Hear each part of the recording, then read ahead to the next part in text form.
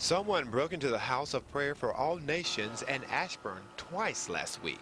And I told the police officer, I said, well, whether you find him or not, God knows who he is. And God will judge that sin.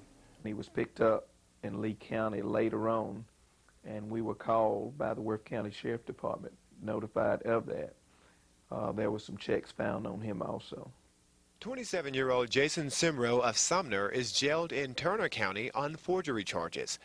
Pastor McKinney says he's the same man who showed up at the church on Monday and Wednesday last week to do some unsolicited pesticide work for a company the church hadn't used in 6 months.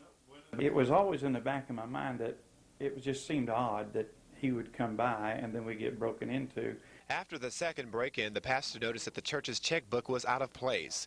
Moments later, he got a call from the Piggly Wiggly grocery store about a check written from the church. Whenever they run the video, it was just automatic. I mean, it was just, yeah, that's him. That's the guy that was at our church. After the second burglary at the church, police say Simrow then hit the main drag here in Ashburn.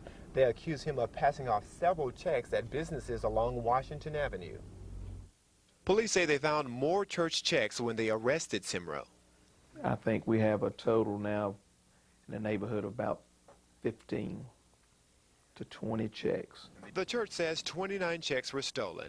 Police say forgeries happened at gas stations, restaurants, and even at the Ramada Inn. The sad thing about it is if that young man would have come to this church and said, I need something, we would have helped him.